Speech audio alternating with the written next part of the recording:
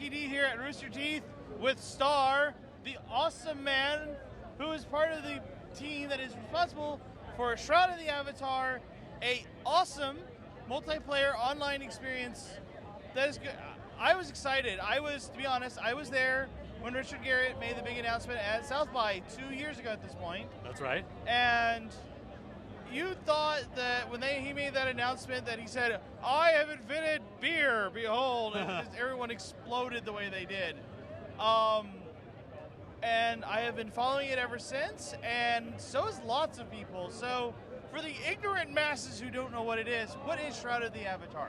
So Shroud of the Avatar is the spiritual successor to the kinds of games that Richard Garriott, aka Lord British, and myself made many years ago. Ultima, which were single-player role-playing games, which are kind of famous for being open, non-linear, and also having the concept of your choices matter, and everything isn't quite what it seems. So you maybe think you're doing the right thing, but you may be doing things horribly wrong, but it's always your choice. Right. The most famous example of that is in the very first Ultimate game, you were in the High Fantasy Kingdom, and then you went into space with a rocket ship, and you're like, okay, that happened. This is 1980s video games. I can accept this. Well, that's funny because like the very first video game Richard did, that Ultima one, was a mashup of all his favorite stuff. He was like, can I put all this stuff in one experience? So he's like, I love Time Bandits. That was the map. I love Star Wars. There's the spaceship. Yes. I love Tolkien. Let's see if we can do it all. Oh, and I love fuzzies.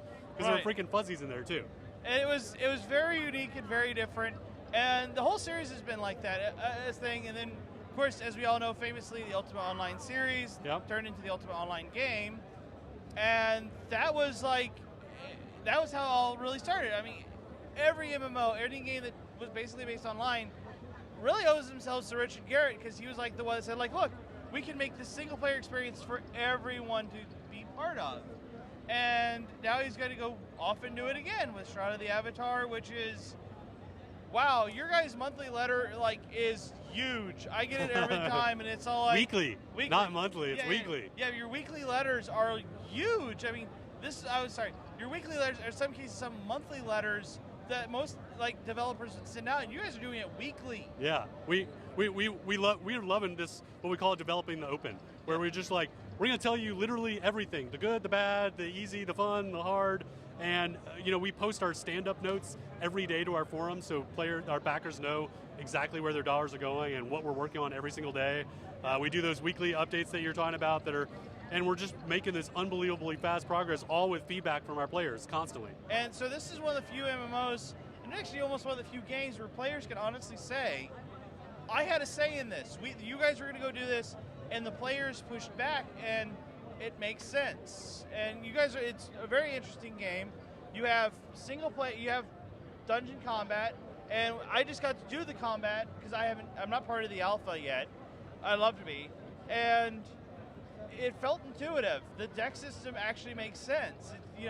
When you first explain to it, you're like, okay, and then you get to play it, and wow, you could build a really powerful and yet compelling character.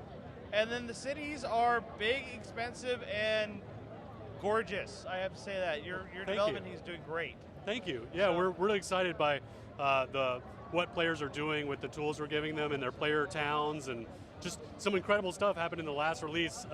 We had this the town of Paxlayer, who actually were established in Ultima Online, so they're like the oldest player town ever, and they're recreating that experience in our game using our tools.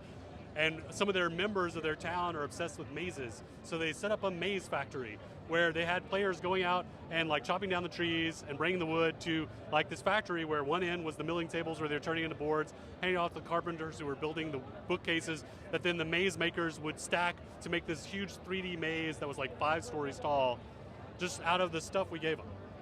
And that's what really this game encourages. It's so a group of players want to recreate almost anything they felt like in a fantasy world, and your players are doing that, and you're handing the reins off, which is, I have to say, quite ballsy.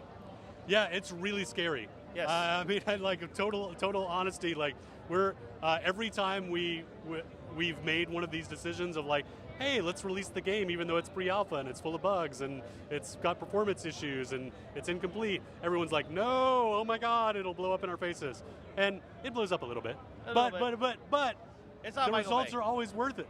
Yeah. And it always and the fact that we're like, no, why would we're gonna tell players every single day what we're working on? Like, they don't want to know. Like, they don't want to know that, and two, do we really want to tell them that? Because maybe they don't want us working on it. But that works out too, and so we're just gonna keep doing those things that we shouldn't be doing, and hope it works out. So we're gonna have to wrap up here. Okay. But Petrolio, so if someone wants to sign up, where would they sign up for this awesome game? Well, if they go to shroudoftheavatar.com, they can sign up to start getting our weekly updates that you were talking about earlier. And if they want to get access to the game, they can pledge. And right now, the base pledge is $45, but we're doing a promotion with Alienware. There's a $20 coupon. So $25 gets you early access, plus a full copy of the game when we release, and some exclusive gear and a title. So, and that title, of course, will not be Lord British, because only one man may Only have one. that. Yes. And you can kill him for it later. You can. Yes. You'll look it up at Google. But thank you so much. Oh, you're welcome. And we're going to let you guys go and continue to stalk people. Bye. All right.